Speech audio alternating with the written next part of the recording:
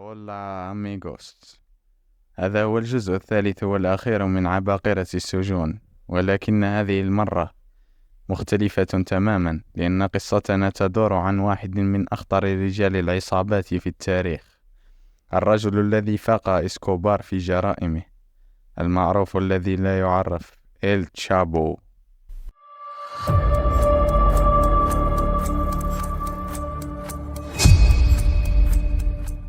تبدأ تفاصيل حكاياتنا من المكسيك، وتحديدا من سجن بوينتا غراندي الذي يعتبر أعتى سجن تحصينا في المكسيك، بداية من الأبراج وأعدادها الهائلة، أو صلابة جدران السجن، أو عدد الحراس الكثيف. وهذا هو السجن الذي وضعوا فيه إل تشابو، لورد المخدرات المكسيكية وزعيم سينالوا كارتيل، أقوى عصابة مخدرات في العالم. قد كان إل تشابو ملاحقا لعدة سنوات، حتى تم إلقاء القبض عليه أخيرا سنة 93، لكن هذا الشيء لم يمنعه بتاتا من مواصلة إدارة أعماله، وهذا بفضل الرشاوي الهائلة التي كان يدفعها للحراس، مما جعل حياته داخل السجن كحياته خارجه. يأكل طعامه المفضل، يدير أعماله بهواتفه المتوفرة، حرفيا أرجع السجن كأنه فندق. والشخص الذي كان يعطيه صلاحيات لا محدودة هو شخص يدعى داماسو لوبيز، وهو نائب رئيس الأمن، وكل هذا بقوة النقود طبعا.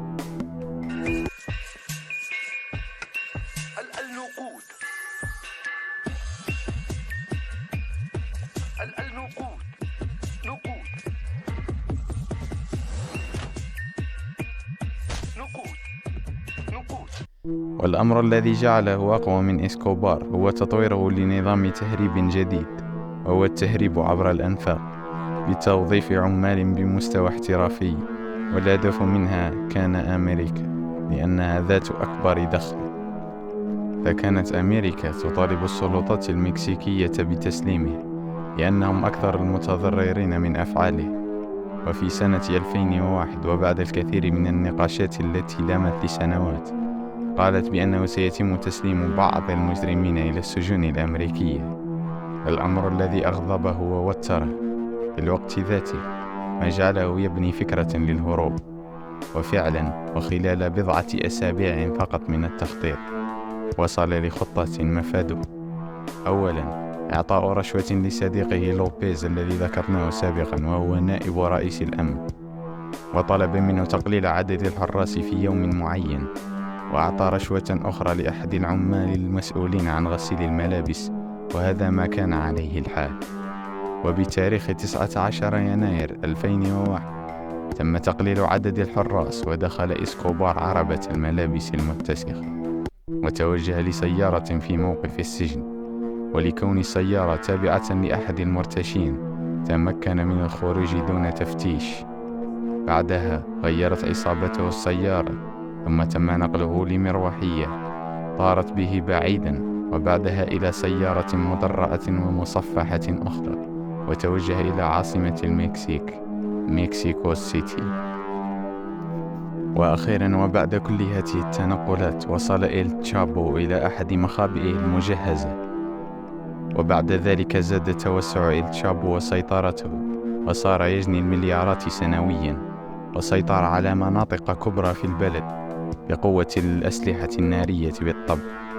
وبعد مرور أكثر من 14 سنة، أي سنة 2014، كانت الشرطة المكسيكية والأمريكية في تعاون كبير بينهما بالبحث عنه، مما أوصلهم لأحد الشباب المسؤولين من حسابات العصابة، وبحكم صغر سنه تم إقناعه بأن يعمل لصالحه، وبمساعدته تم اختراق الشبكة المشفرة، وتم تحديد موقعه.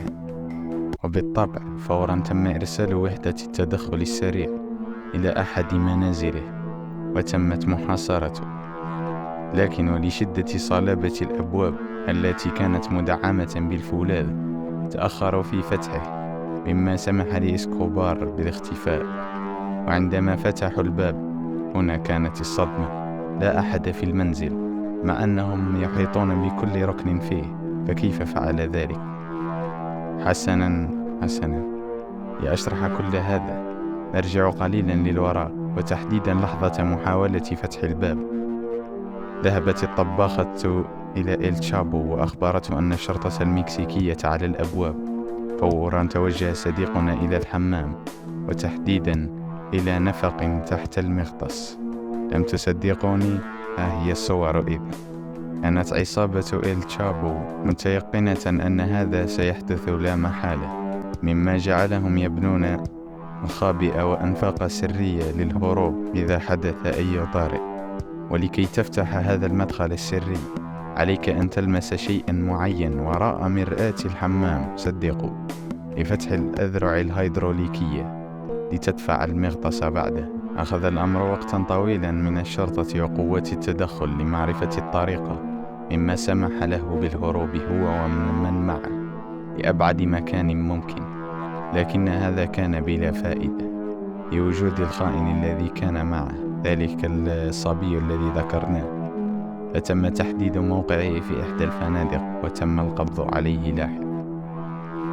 تم وضع إل تشابو هذه المرة في السجن الأشد تحصينا في المكسيك، سجن ألتي بلانو. ماذا؟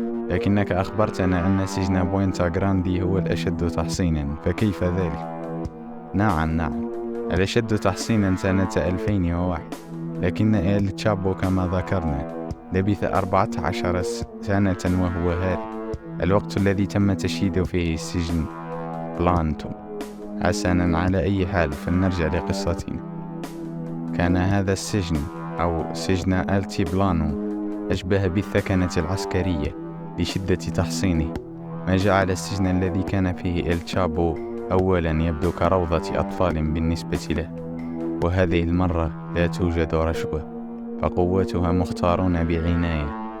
فورا بدأ تخطيط إل تشابو بالهروب خوفا من تسليمه لأمريكا، وفعلا توصل لخطة مفادها: نقل المعلومات لقادة ورؤساء العصابة الذين هم أولاده، والذين بدورهم يعملون تحت إمرة نائبه الذي يثق به، واسمه وهو المفاجأة داماسو لوبيز مرة أخرى. نعم، كما سمعت، إنه نائب مدير السجن السابق، بحيث أنه بعد طرده ضمه إل تشابو للعصابة وترقى حتى أصبح النائب. سحقا، هذا الرجل فاسد حتى النخاع. على أي حال، كانت الخطة كالتالي: شراء أرض قريبة نسبيا من السجن، وحفر نفق حتى أرضية السجن وأرضية زنزانة إل تشابو. لكن المشكلة التي واجهتهم كانت أن زنزانته كانت مراقبة بالكاميرات طوال 24 ساعة. لكن هذا لم يثني إل تشابو، فسرعان ما وجد الحل، وهي أن هناك قطعة مغطاة نسبية تسمح له بالاستحمام لكي تمنحه خصوصية بعض الشيء، وهو مكان الحمام.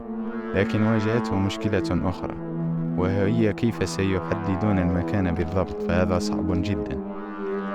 ومجددا وبذكاء خارق من إل تشابو، أمر أتباعه بوضع جهاز GPS في ساعة يد قديمة لكي لا يشتبه بها الحراس. وأخيرا تم إدخال الساعة بأعجوبة من طرف زوجتي. صار كل شيء جاهزا، وحان وقت الصفر.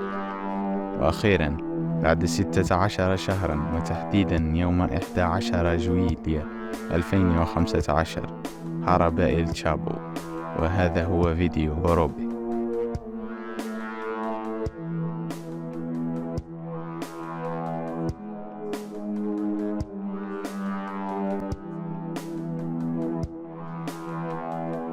تعلمون، لقد ذكرتني طرق هروبه عبر الأنفاق بهذه اللعبة.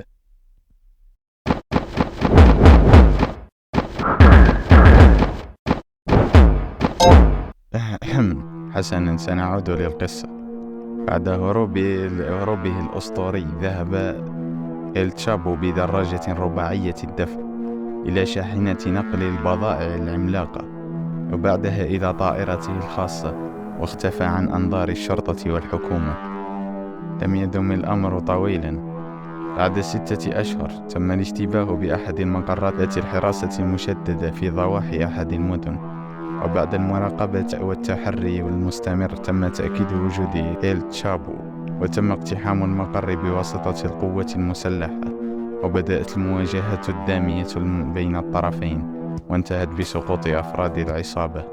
لكن الغريب في الأمر أنهم لم يجدوه هناك، ونعم كما أدركت ذلك هم أيضا أدركوه. لقد هرب من نفق آخر، وفور خروجه من النفق قام بسرقة إحدى السيارات، لكن هذه المرة لن يذهب لأي مكان، لأنه تم القبض عليه على بعد 20 كيلومترا من المقر. فور القبض عليه حاول رشوتهم لكن لم يفلح، حاول تهديدهم بأسرهم وعائلاتهم ولم يفلح أيضا، وبحصار مشدد منهم تم زجه في السجن مرة أخرى.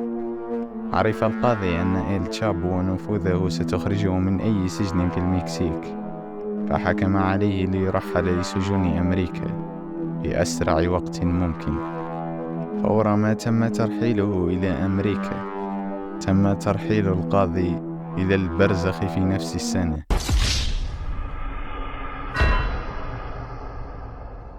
وفي سنة 2017 تم سجن إل تشابو في أكبر سجن محصن في أمريكا، وهذه هي النظرات التي كانت تعتريه، تبين لك استسلامه الواضح للقدر، لأنه الآن بين يدي السلطات الأمريكية، فلا رشاوي ولا مساعدو ولا شيء سينفعه هناك.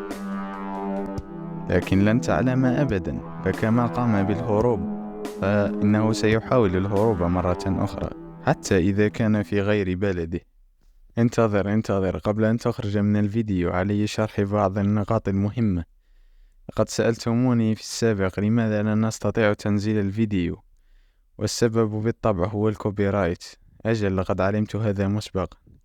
اليوتيوب حظرني في روسيا وبيلاروسيا، وأنا لا أعرف السبب، لكن في المقابل لقد أتيتكم بطريقة أفضل للتنزيل، سأضعها في الرابط أسفل الفيديو. أتمنى أنكم استمتعتم به. Nos vamos, amigos. سلام. Por tan primorosa, por estar siempre aquí. Y entre todas esas cosas, déjame quererte, entrégate a mí. No te fallaré, contigo yo quiero envejecer.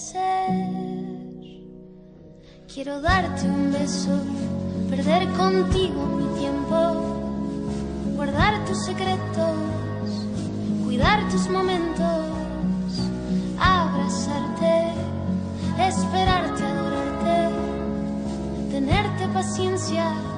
Tu locura es mi ciencia.